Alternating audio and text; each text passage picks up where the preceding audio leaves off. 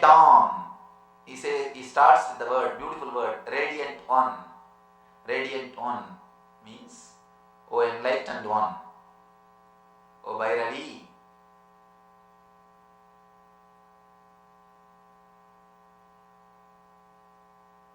Radiating means who has got and who is able to share.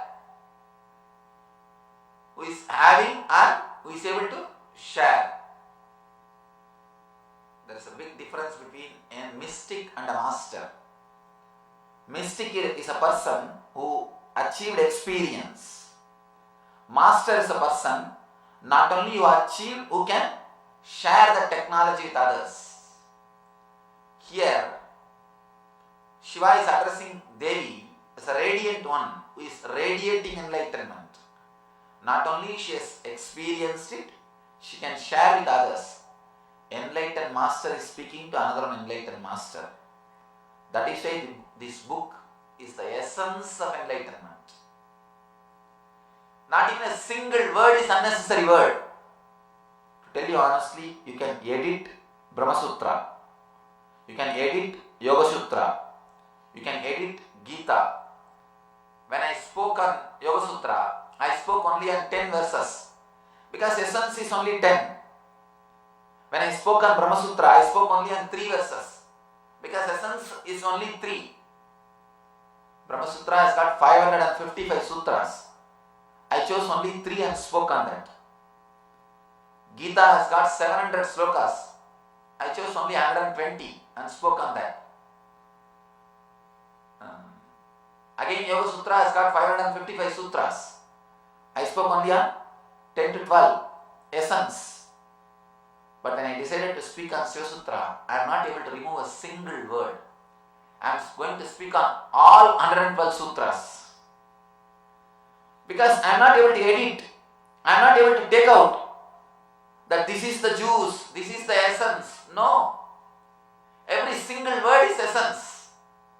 You can't edit a single word. Now I am going to speak on all 112 sutras. Because you can't edit. He has spoken, he has expressed with minimum words the ultimate truth. You can't edit further. Now, let's start. O radiant one, this experience may dawn between 2 breaths. After a breath comes in and just before turning up the beneficence. He says, the enlightenment, the Shiva consciousness can happen to you if you can go deep into the space where the breath is taking turn from out to in or in to out, up to down or down to up.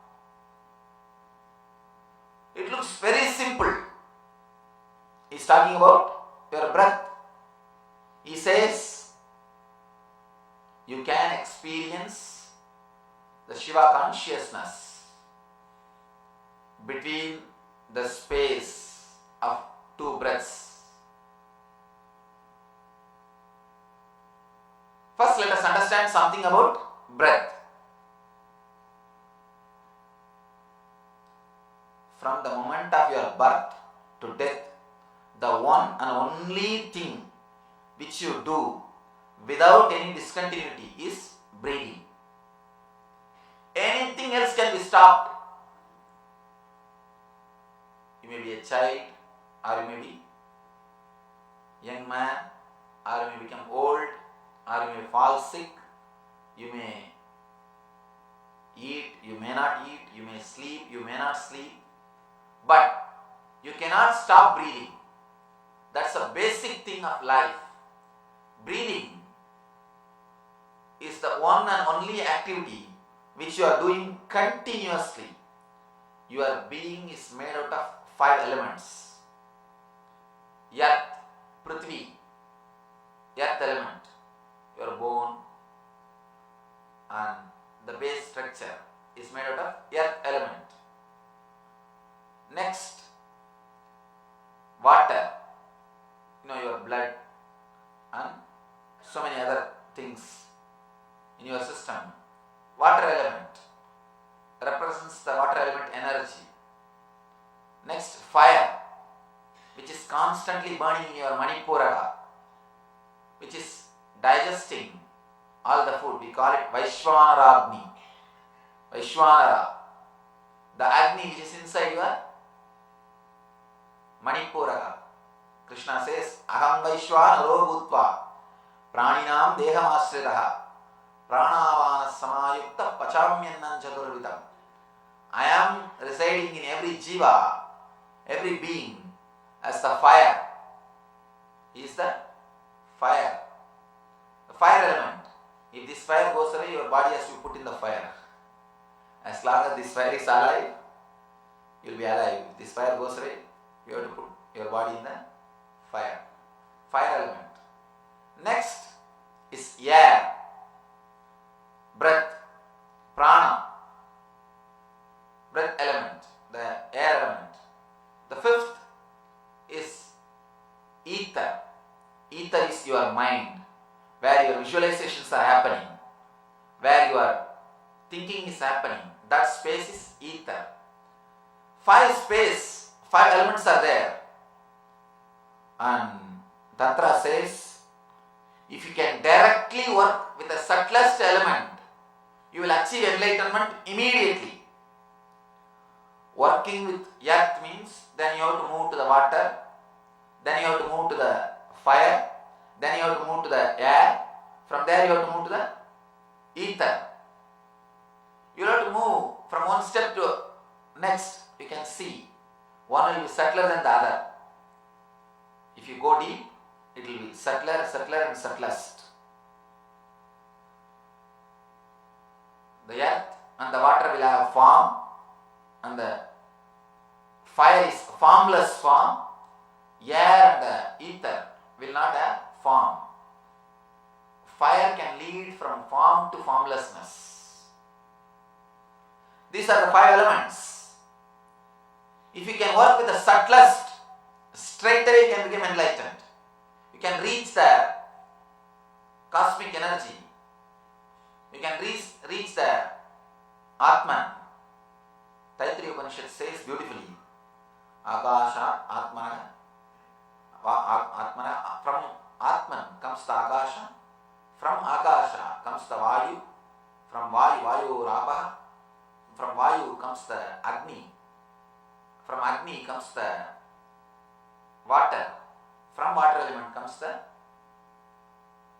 Prithvi, earth. If you can work with the subtlest element, straight away you can reach the enlightenment, the inner space. Here the subtlest element is Akasha, ether. But the big difficulty is you cannot directly work with ether. You cannot directly work with ether. You cannot directly work with your mind.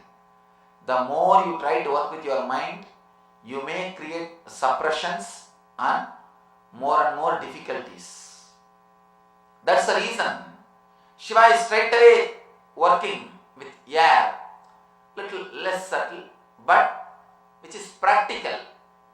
Shiva is creating these techniques for human beings on the planet Earth who lived, who are living, and who is yet to come.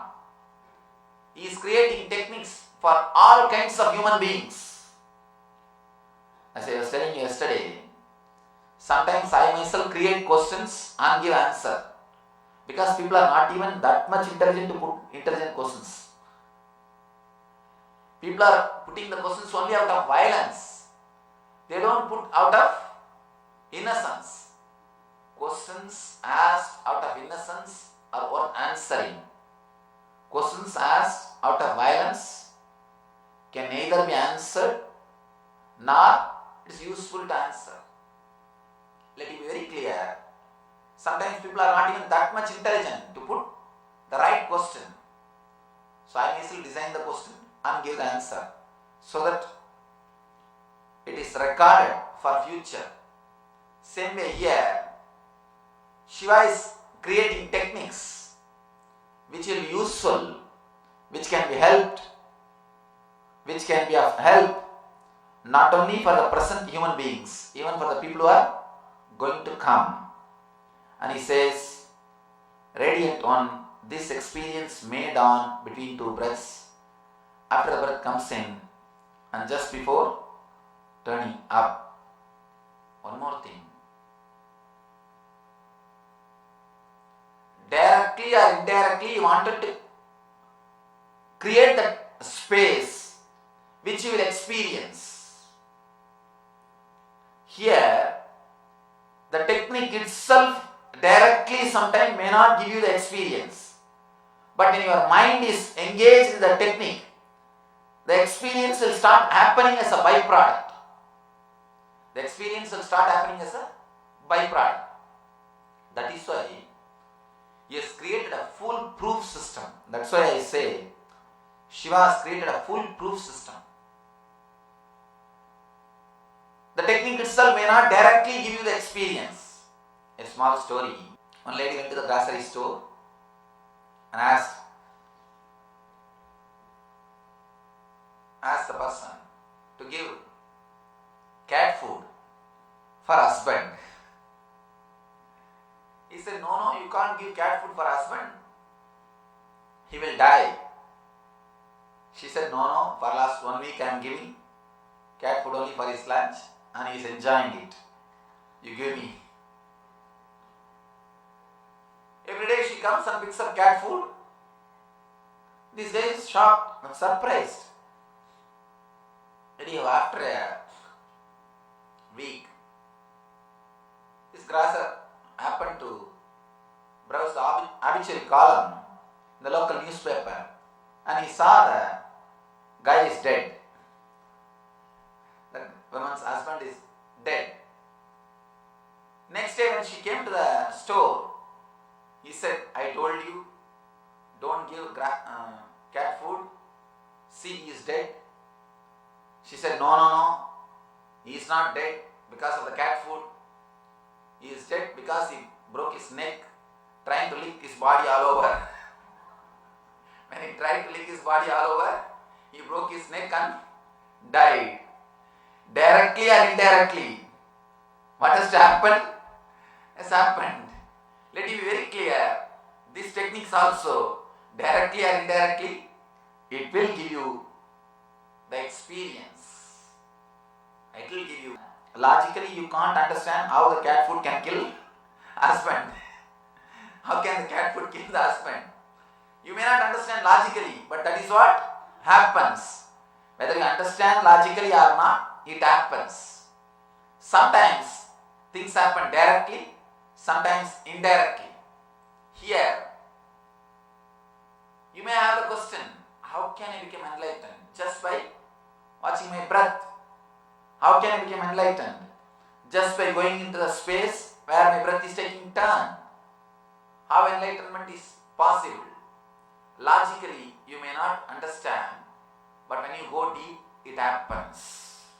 It happens.